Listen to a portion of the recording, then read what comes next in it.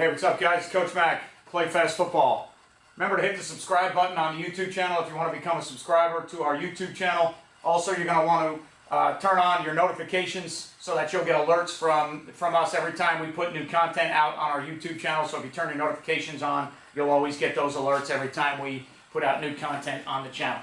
All right, in the description box below, you will see links and some information to two of our sponsors. GameStrat Football is the #1 choice for coaches looking for a highly reliable and highly affordable sideline replay system. It's a system we used this past year and we love it.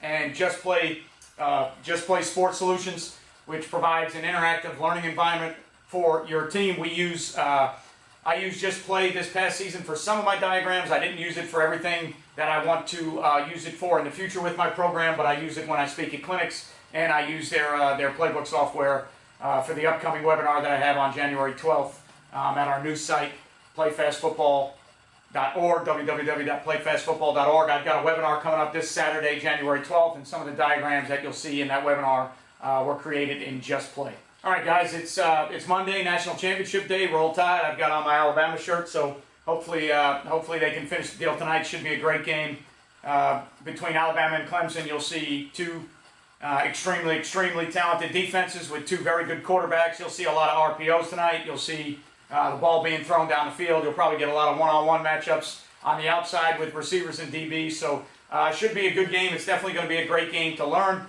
And either way, if you're an Alabama fan or a Clemson fan, it should be, in my opinion, it should be a great football game. And hopefully we can pull out another one. So Roll Tide tonight. All right, today we're going to talk about sending a fourth rusher from our 3-3 stack package. And when we choose to send a fourth rusher, we do so and we play the same coverage behind it. We play what we call 11 robber, all right, or some people know it as one rad, or it's basically a man-to-man concept with a low hole player and a high hole player. So we're always going to have a man-to-man scheme, and we're always going to have one player that becomes a low hole rat versus the passing game, and one player that becomes a high hole middle of the field player, post defender in the passing game. All right, but if we play it versus two-back sets like I have it drawn up versus a 21 personnel set, it's a way for us to get 9 guys in the box. We can get 2 safeties aggressively on the run. It's a way for us to go from our base.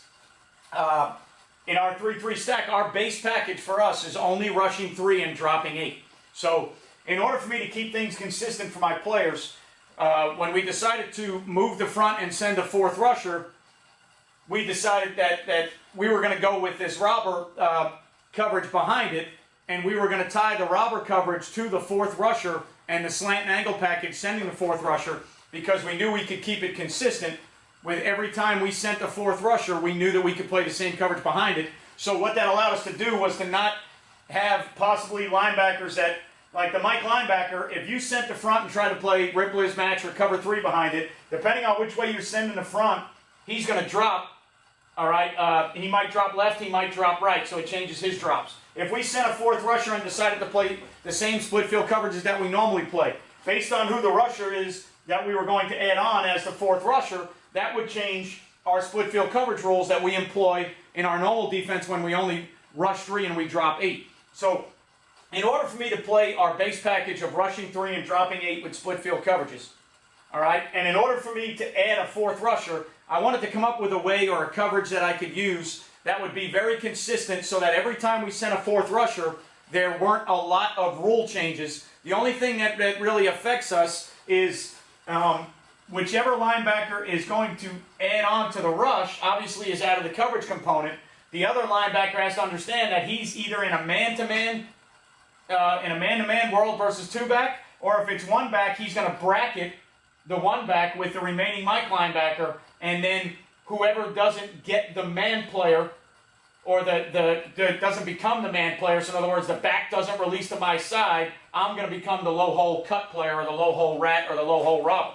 All right, so really the only thing we have to figure out is which way we're sending the front, which backer's coming with it, and then everybody else in the picture, all right, is going to be either a man player or a robber player. All right, so the coverage stays the same. All right, the only thing for us, because we play with hybrid safeties, is they have to understand where the free safety is, because they are either going to cover a number 2 or a number 3 man-to-man, or versus two-back, if they're away from the passing strength, they're actually going to become the other robber player. So, if you've studied a lot of the recent trends in defensive football, you're starting to see a lot of talk about hybrid defenses and positionless defensive football, guys that can do more jobs. So that's kind of what we've done the last 8 or 9 years, and we've incorporated that theory for the last 8 or 9 years, and now it's really starting to take off, and it's now becoming prevalent, out there in the football world. And remember I sent a tweet out yesterday that said, "Don't be afraid to be different."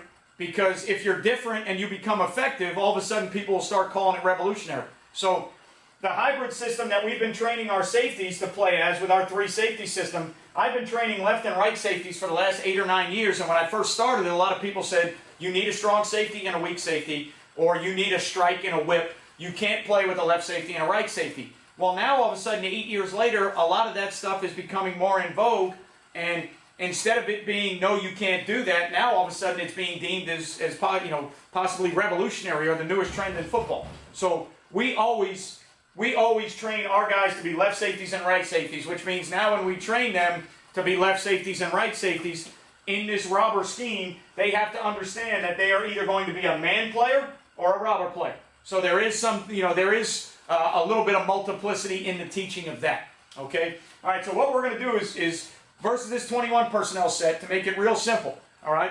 Anytime we see 21 personnel, we are always going to send the front away from the tight end, all right? So we will always send the front away from the tight end. So a lot of times when we call our stack defense to add a 4th rusher, a lot of times it'll end up becoming a choice call that the kids make on the field because they know that in 21 personnel, I want to send the front away from the tight end, okay? So now, to the passing strength, the free safety is going to make a Liz call. Okay? He's going to set the passing strength to the left. So now what's going to happen is this left safety is actually going to have to become a man-to-man player, and we do that by pressing the tight end inside out in the C-gap with our left safety. All right? Because we're sending the front to the right, we're going to bring our linebacker up off the edge, and he's going to become the 4th rusher off the edge of the tight end right there. All right, so he's going to become the 4th rusher off the edge of the tight end. And now what's going to happen for us is our Mike and our Ram are now going to become man players on the 2 backs in the backfield. All right, our corners are number 1 man players. So right now our corners have number 1. My left safety has number 2. All right, the Mike has 3 out to his side. The Ram has 2 out to his side. And now the free safety becomes a high hole robber player, and now the right safety becomes a low hole robber player. All right, so what that means is they are going to be at about 8 yards off the ball and probably about 2 yards outside the end man on the line, and they are going to flat-footed, buzz-foot read to where they are not going to backpedal.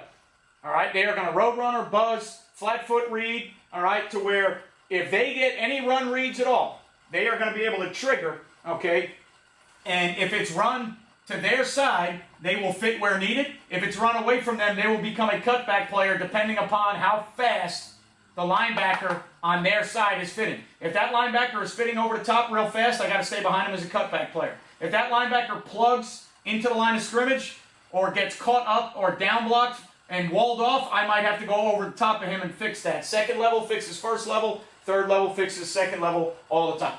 Okay, so you have to understand that the 2 safeties now versus 21 personnel, 2 back, those 2 safeties are going to be hard run players, all right? And then they are going to be, all right, the 8th and 9th guy in the box versus run towards them, they're going to fit where needed, run away, they're going to become a cutback player. And then if we were to get pass, okay, if we were to get pass, what will happen is the right safety will rotate down to become the low hole player, and the free safety, all right? So if we did get some type of pass look, the free safety in our defense is always the high hole defender. He is always going to rotate to the high hole, all right? Versus a 2-back set, the low hole player is always going to be the safety away from strength. So right now, all right, it's the right safety. I'll draw this up next the other way, send the front the other way, and show you how it would become the left safety. But right now, it is the right safety. So our down safety to the free safety on the strength side or the read side. So right now, this left safety, he is on the read side. He is with the free safety. He becomes a man player. It's a two-back set. If we are facing two backs, all right, we are going to have safeties as the robber player.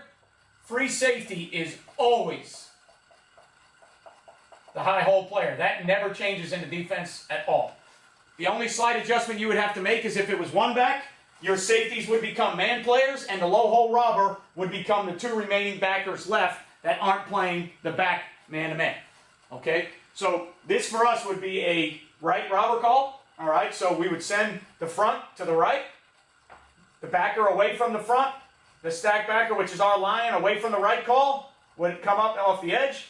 Okay? And then we are playing man-to-man with our corners, man-to-man with the safety to the free safety strength call, man-to-man with the two remaining, our Mike backer and our Ram backer, and then our two robber players are the free safety and the right safety.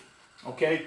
One of the only things you've got to get used to in this type of setting when you're playing this type of defense is to the tight end side now. If they choose to block the tight end out on the lion backer, we got to kind of exchange assignments. So if they block out on the lion would then play the tight end man, and the left safety would then take the lion's place, and he would have to, all right, become the fourth rusher. So you got to work on that, almost like an old 46 style defense, and how we have to be able to exchange that. If they were to block out, all right, on that left backer coming on our lion, what we would do is when they block out, you will assume the man part and you will assume the rush part, so you just exchange assignments. Okay, so what it does is it gives us that old, this theory, all right, for us, goes back to the old Florida State days where when Mickey Andrews was the coordinator, all right, they used to call jet robber was their base defensive call. All right, so their front was jet, all right, the call was robber, and then they always wanted, for them it was a defensive end, but they always wanted their talented pass rushers nice and wide in this wide 9 alignment outside the tight end and really coming off the edge and making it an issue for pass protection, and it also makes it an issue in the run game. All right, so when we do this, we try and tell this guy here, we try and tell him, we want him to box runs, okay? We want him to box runs or be a hard joint player. So when we run that defense and send him off the edge, we don't want him spilling. From that look, we want him sending everything back inside to our man players. We don't want to send it outside. Okay, so that's a slight change from our normal defense, but in our normal defense, our stack backers aren't rushers, so it doesn't change anything for him. It just adds, when he blitzes off the edge, he becomes a box player or a hard joint player. Okay? So that's where it comes from. It comes from the old school days with Mickey Andrews in Florida State. He used to call it jet robber. All right, so we have some rules that we have to understand that are built into it. If I drew it up the other way, so if I drew 21 personnel the other way, for us, this would become left robber. All right, so the call going in would be choice robber. Okay, so there's our nose, our end, there's our anchor, there's our lion, there's our Mike, there's our Ram. Okay, here's our right safety, our right corner. Our free safety is here because of the rip call. Our left safety is now away. So when I call, right now, this is going to become for us, okay, this call right here for us is going to become left robber. All right, and now when we do that, all right, it's going to become left, so it's going to become movement to the left. The free safety has made a rip call for the strength. Now that the free safety has made a rip call for the strength, there's nothing that he can do to change that. Now that he's on the right side, right safety goes down to play man-to-man on the number 2. So now we've got man on the 1, man on the 2. And now with the strength to this side, he's got 3 out to his side. He's got 2 out. Sorry. Ram linebacker would be up, coming off the edge, with the Mike backer bumped to take 3 out strong. The linebacker taking 2 out weak. Free safety and the away safety are now the robber players. So again, all right, it is left robber with a rip call, so the right safety plays number 2. The Ram backer is coming off the edge, all right, away from the left call, so he is now coming off the edge as a hard joint box player. All right, our right safety plays 2. Our Mike has 3 to the strength. All right, our lion has 2 out. And now again, this is robber technique here. Robber technique here. Flat-footed, buzz feet, don't backpedal. If they get run, they are extra fit where needed to their side. Cut back if the run's away from them. If they were to get pass, this automatically becomes low hole, rob, cut. high hole, rob, cut there. Okay, so that's a look at our robber coverage, the way we play it. All right, 11 robber, 1 rat, whatever you want to call it. It's a low hole, high hole player. It's a 4-man pressure. It's man under with low hole, high hole robber players behind it. We are very aggressive in the run game. If it's play action pass, we will scramble to where we need to get to with the low hole, high hole player, because if we're in man-to-man, we should have all the routes covered. So these guys should be extra in the passing game. So if it's play action pass, we expect them to both be up honoring the run game and then scramble to their position after that. All right, guys?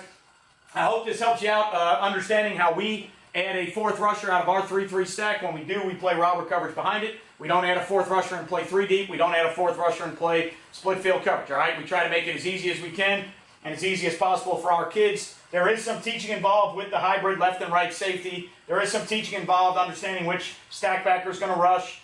So I'm not saying that it's so simple that it's plug and play. Here it is, go play it. But we feel like it's less teaching than having to drop different ways, strong and weak, and 3 deep, or having to play our split field coverage with different responsibilities once we send a 4th.